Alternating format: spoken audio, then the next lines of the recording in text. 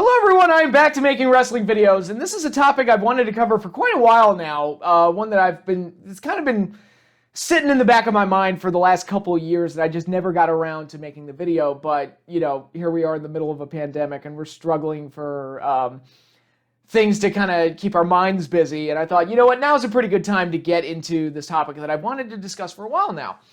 And it really goes back all the way to like my early days on the internet, where I realized I was different from a lot of the prevailing members of the online wrestling community that was all about star rate, the Meltzer thing, all about star ratings and work rate and all that other stuff.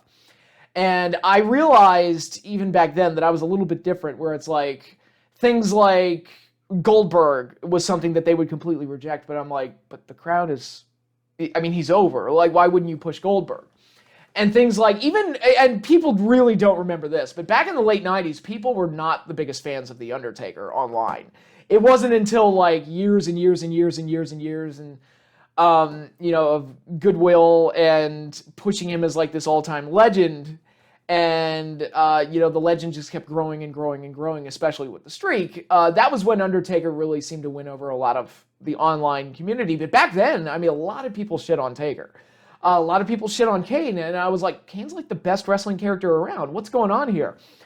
And I realized that my mindset was a little bit different from what you would read online and in the dirt sheets. And again, it goes back to that whole star ratings, work rate thing that gets discussed a lot.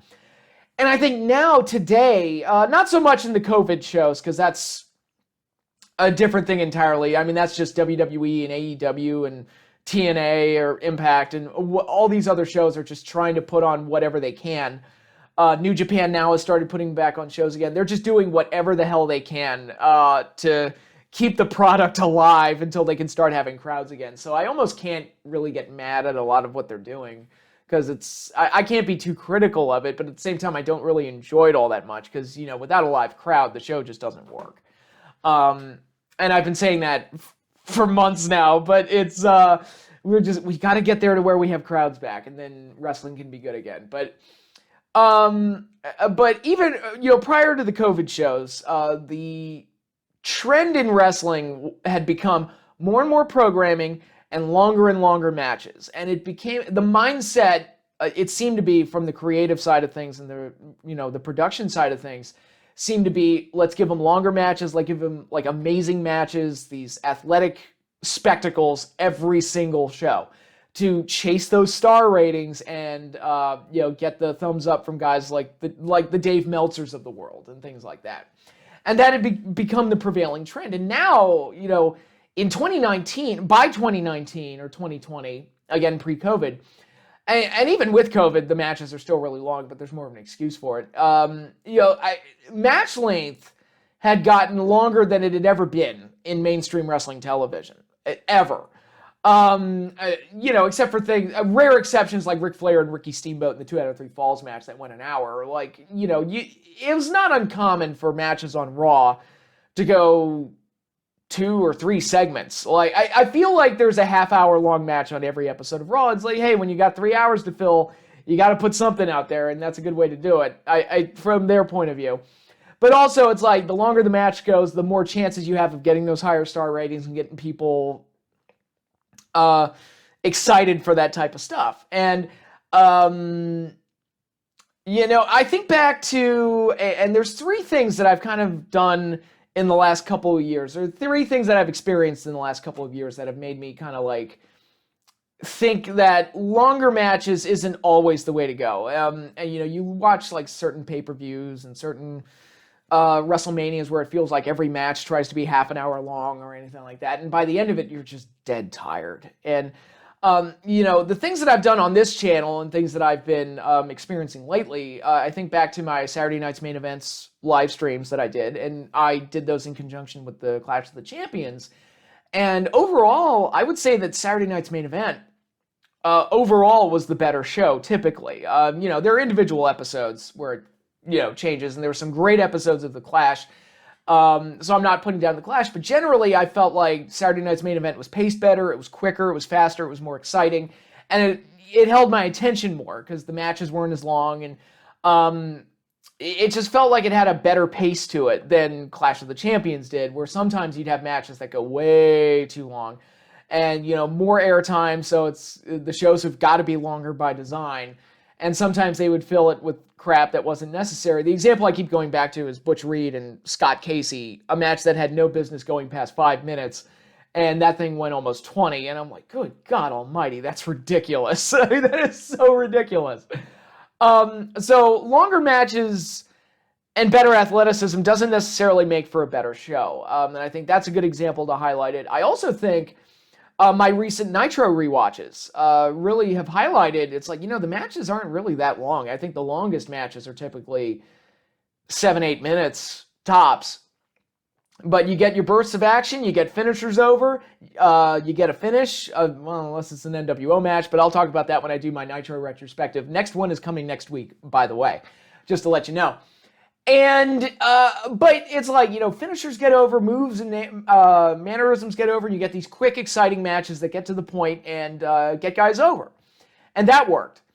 And the other thing that kind of sparked this idea in my head, the Goldberg-Lesnar matches from a couple years ago, specifically the Survivor Series match, which went 1.5 minutes long, and the WrestleMania match, which was probably my favorite WrestleMania match of the 30s. I mean, close to it. It's up there. And that match couldn't have gone longer than 4.5, 5 minutes. It was somewhere in that range. And it was the best match on that show, and still, even now, I consider that the best WrestleMania match of the last few years. So this idea that, and I think more and more people are starting to realize this, because we're living in an age where longer matches are the norm rather than something you'd beg for. Because, back in my day, the matches were a lot shorter typically, so when you got a longer match, like a Bret Hart and a Mr. Perfect, it was like, oh my God, look at this thing. Or like Randy Savage and Ultimate Warrior at WrestleMania 7, it was like, oh my God, this thing is epic.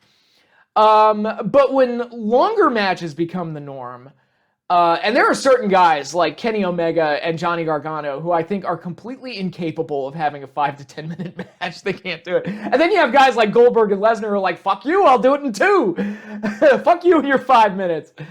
And of course, a lot of the Goldberg-Lesnar matches now are shit because they just do the exact same thing every single time, and it's kind of worn out its welcome. But those matches that they did back WrestleMania 33 in that Survivor Series worked effectively with what they were trying to do and got the point across a lot better than if they had gone on for 30 minutes.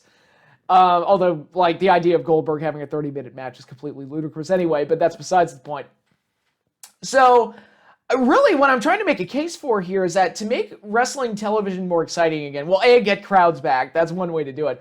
But also, I think we got to go back to shorter matches. I've been an advocate of getting squash matches back, just straight up send a no-name out there, let the guy go in, kill him, hit his finisher, and go home. And I think there's a lot of positives to having shorter matches on TV. Now, I'm not saying that the long matches, you can't ever do those.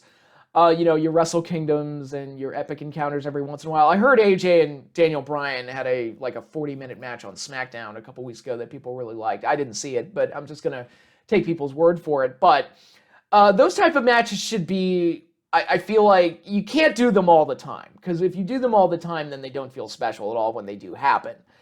And not only that, if you have matches go too long, it keeps guys off TV.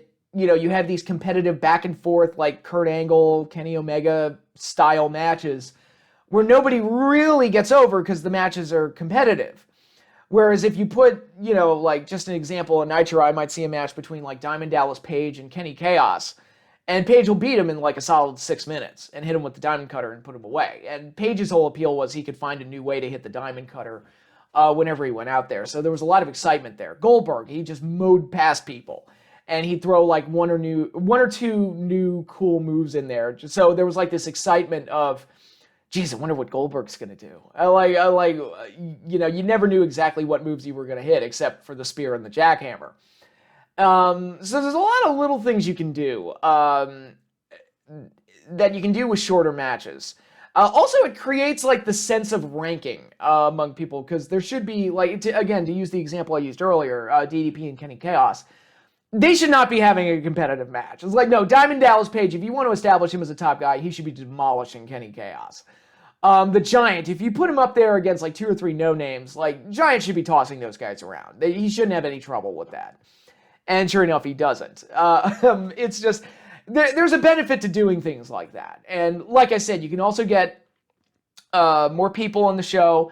You can spend a little bit more time on promos and developing stories and angles and those type of things. I know those are like, that's like Vince Russo mindset, and it sounds like I'm going down the Vince Russo road. And it's like, no, the stories have to be good. The stories have to be engaging and good, but the matches, and this is one of the reasons I've never used the star rating system in ranking matches or anything like that, because to use a star rating system, it kind of puts every single match on the same grading scale, or like it kind of like assumes that every match is trying to achieve the same thing, and that's not really true. A squash match is designed to get somebody over. I go back to The Fiend and Finn Balor, that one SummerSlam match they had. I said that The Fiend stole the show, and it was a, 2.5, 3-minute match? But with that entrance and everything, and they got the character off to such a great start that it was like, yeah, that was the best part of the entire show, without question. Better than, I don't even remember what the main event was of that pay-per-view. That tells you, it's like, dude, but The Fiend, no, that was the best part. And it's, I feel like wrestling promoters need to be mindful of things like that. Having long competitive matches on every single episode of your wrestling program isn't necessarily the way to go when it comes to putting on an exciting show. I also think that shorter matches has the added benefit of, okay, the match can end at any moment. Like there isn't because a lot of times, especially if it's a main event or something like that, you kind of expect it to go 15, 20, 30 minutes. You don't expect that thing to wrap up in 5 or 6. So, if you do that on TV once in a while where it is kind of a quick match and you get a clean finish, I do advocate for clean finishes. Most of the time, again, when I talk about Nitro, that's going to be something that comes up because that becomes a bit of a problem.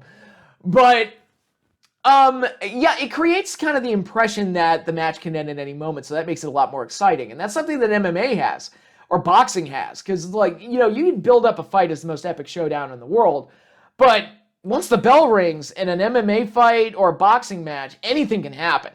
And a guy can get knocked out just like that. Like, before you even realize it. Before you even sit down and opened up your beer, a knockout can happen in the blink of an eye. So there's that level of excitement there. And one of the few guys that's been able to capture that, I think back to, again, to use Brock Lesnar as an example, when he had that match with John Cena at SummerSlam where he just suplexed him around for 10, 15 minutes or whatever, and then just pinned him. It was like, holy shit, what was that? I didn't expect that. I expected a typical Cena match. So, but no, that's not what we got, and that made it a lot more interesting. So when they did the rematch, I think it was like at the next pay-per-view, that match had a lot more excitement to it, where it felt like, oh my god, this thing could end at any moment. And it was came off a lot better, at least at the opening bell. The initial atmosphere of the match was a lot better the second time around because of that added element, that added drama. It's like, oh my god, this thing could end at any second. And if you're able to achieve something like that, I think that that's a very good thing to do. And the simple way of doing that is just having shorter matches on TV. You don't need to have half-hour-long main events. Again, to use my Saturday Night's Main Event example, I think the longest match on Saturday Night's Main Event, maybe, and I'm sticking with like the 80s and early 90s period here when I say this, I think the longest match was like, 12 minutes, 13 minutes? I don't know. I'd have to go back and check it, but the matches were typically not that long on Saturday Night's Main Event because they only had an hour and a half and they wanted to feature a bunch of guys and a couple angles, so you couldn't be in the ring for 30 minutes. You'd be using up over a third of your airtime if you do that. So it made more sense to kind of have like a zippier, get to the point type of style to their wrestling, and I think it worked really, really well for them. So, again, and I think, like I said, I think more and more people are starting to come around and realize this, because, again, we're living in an age where matches are longer now than they've ever been on the regular, both on TV and on pay-per-view, and I think what you're seeing now, it's like, it's easier to not pay attention, because if you instinctively know that a match is going to go 20, we've been conditioned at this point to expect matches to go 15, 20, 30 minutes, so it's easier to kind of let your attention wane, and it's like, oh, okay, well, when they start hitting the big high spots, then I'll get back into it, because that's probably when the finish is going to show up. But to use another example where this worked, and Wrestle Kingdom and New Japan, they are known for having their long main event matches. But when they did that one match between Okada and Jay White, which I think went about 15, maybe less than that, and Jay White just beat Okada, like my jaw dropped. I was like, what? Did that just happen? Are you kidding me? And it worked. It greatly worked. And stuff like that can make it actually more exciting rather than less exciting or making fans feel like they get shortchanged if the match is too short. I mean, you do have situations like Victory Road 2011, but that was like, dude, I don't think the problem was that the match was short. I think the problem is that Jeff Hardy was fucked up. That was the problem. So, as Goldberg and Lesnar would show years later, a minute and a half long main event, not necessarily a problem if you do it right. And if that's the goal, but yeah, to use another New Japan example, one of my favorite guys to watch for a while was Yano. And Yano is like the antithesis of like work rate and star ratings and everything like that. It's like, yeah, he goes out there, has a shtick, does his bit, and throws guys off. And sometimes he can get a win over somebody that you would never expect him to get a win over, like Tanahashi, through his like cornball, like crazy antics. And sometimes you put him in there with someone like Suzuki who looks like he wants to murder him, and that makes it even more exciting. And it's like, yeah, these quick, fun type of matches that work, and it sets them apart from everybody else. And I could use a bunch of examples of that where it's, longer isn't necessarily better. And sometimes it's better to get to the point and to set things in motion before you do those 40-minute matches or whatever, or those 30 epic, those 30-minute, half-hour-long, hour-long epic main events. It's better to put your put all your ducks in a row before you think about doing that. And like I said, longer matches don't necessarily equal better matches. Sometimes it's like people will get 15 minutes. I'm like, guys, you could have told that story in 8. Come on, you could have wrapped that up in a hot 8. And I'm the type of guy, when I consume a lot of media, it's like, one of my problems with The Walking Dead, I'm like, the seasons are too long. Because there's too much filler, and there's too much stretching, and there's too much just dead air. It's like, guys, 16 episodes, you could wrap that up in a hot 6 or 7. Like, everything in that season could be done in a 6 or 7 episode stretch. You don't need 16 episodes to do that. Better Call Saul, got it perfect. It's like, all right, they got it in 10. Every episode felt like it served a purpose, and I'm like, I'm okay with that. Game of Thrones, before it fell off a cliff, it's like, yeah, 10 episode season, I can live with that. That's good. Good way to go. Doesn't need to be 24 episodes or so. Certain shows, just the seasons are just way too long. And sometimes on like Netflix, some of the Marvel shows, outside of Daredevil, I think back to like Jessica Jones and Punisher and some of those, and I was like, guys, this did not need to be 13 episodes. Like, you could have. Well, in Jessica Jones' case, my big disappointment was, they did a season-long story arc, and I only watched seasons 1 and 2. I didn't see season 3, but I wanted that show to be like kind of a Sherlock Holmes thing where each episode is its own individual case, and I think that would have served the private investigator format a lot better. They didn't do that. They did a story arc, and by the halfway point, I was just kind of done with it. I'm like, guys, let's wrap this up. I'm ready to go home. Let's please wrap this up. But before I sign off here, I'll make one more quick reference outside of the world of wrestling to kind of highlight what I'm talking about. You don't need to go half an hour to make your point. Sometimes you can do real great art and do really great stuff and keep the audience excited and ramped up without having to go too long and without being self-indulgent. The Muppet movie, which one was it? It was the sequel to the 2011 film. Muppets Most Wanted. That was the movie. And there's a bit in there where like everybody, all the Muppets, they're putting on their shows and they're doing a European tour and everything. And they all want to do like, oh, I want an extended drum solo, and I want to have my own singing solo, and Miss Piggy has her own demands, and I want to do this act, and I need half an hour to do it right, and blah, blah, blah, this other stuff. And then Kermit gets replaced by his evil doppelganger, and the new guy, the fake Kermit, is like, do whatever you want, I don't care. And so they go too long, the shows are a boring mess, and the Muppets just kind of do whatever they want. And there's no care for pacing or making sure that the audience's attention doesn't wane or anything like that. They just kind of let them do whatever they want, and they go as long as they want, and the end result is a show that's not as good as it should be because everybody's getting self-indulgent and trying to get their shit in when it's like, you could probably tell a better story. And, why does a skit need to be 15 minutes long? It could be 5, and that's the thing. And in WWE's case, it's really, really hard now because, you've got 3-hour Raws, 2-hour SmackDowns, and pay-per-views that just keep getting longer and longer. That's been the best part about the COVID shows, is that the WWE pay-per-views have been reduced down to like 3 hours, like they should be. And I'm like, yeah, that's better. That's way better. I appreciate that. Oh my goodness. But I don't know how Backlash turned out. I didn't see Backlash, but it's, I think that shorter matches might be the way to go. And I know that, again, we've been kind of conditioned, and everything, I guess, kind of goes in cycles and trends, where before, when I was younger, the matches were a lot shorter. And I think the promise of the longer matches on like pay-per-views, or the occasional Bret Hart match that would go really long, people kind of became, kind of wanted those longer matches.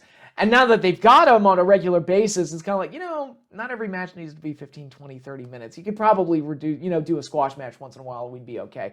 And like I said, I think it would make the show a lot more exciting if they did go for shorter matches on a regular basis. I think it would make things a little bit punchier, make things a little bit faster paced, and I think it would force them to be more creative, because it's like they got to look at every match. It's like, all right, are we trying to get somebody over? What's the point we're trying to make with this match? Because sometimes I think with a lot of matches, they all kind of look, they go so long that they all kind of end up looking the same after a while. I call it the kind of like the Kurt Angle syndrome, where it's like, and I'm not putting down Kurt Angle, but he was kind of the first one to, like, that I can think of, that really popularized that kind of longer finisher festy type of match. And so many people have gone on to emulate that. I said Kenny Omega and Johnny Gargano were examples of that. And there's a value to having those kind of matches, just not all the fucking time. It's like, guys, you can scale back once in a while. It's okay. It's okay. Not every match needs to be a 5-star classic in the eyes of Dave Meltzer. Sometimes it's better to just pace yourself and instead of worrying about having an amazing match every single week, worry about putting all the pieces in place to tell the better stories, to build to the bigger matches that you want to have. Again, I mean, the examples I always go back to are like Hogan Andre, Hogan Sting, Savage Steamboat, so a lot of Austin Rock. I mean, Austin Rock, they worked tag matches against each other and shit, but they didn't like have epic encounters every single week on Raw. They would, build up to them at the pay-per-views, and it felt like a big deal because it's Austin and Rock, and they were the two best stars of their generation.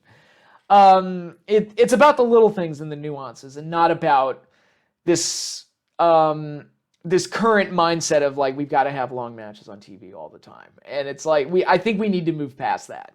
And once we do, and we get back to having shorter matches, I think AEW will get a lot more exciting as a result. Again, once we get crowds back.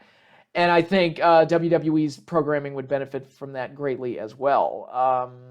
I think it would go better. And yeah, again, there's that. I know a lot of the performers would grumble at the thought of that, because it's like shorter matches. They get like, oh, fuck, you cut my time? What the fuck? But it's like, and that's where like you need somebody to kind of right the ship and go like, look, yeah, we're cutting you down to 3 minutes now, but that's because I want to get to this match in the future. And to do that, I've got to make sure that you look as strong as possible. So I want to give you like this dominant win here and, trail along from there. And, it's all about getting the little things right. And I think moving to shorter matches on the regular instead of having long matches every single episode, I think would probably be a good first step towards fixing a lot of the problems in current wrestling. So that's my take on it. What do you think? Be sure to post your comments down below. Be sure to like, subscribe, and hit the little bell icon so you get notified when I post new videos. But that is all I have for you now. Thank you again, everybody, for watching. And, also follow me on Twitter. The link is in the description, so look out for that. But that is all I have for you now. Thanks again, everybody, for watching, and I will see you all later.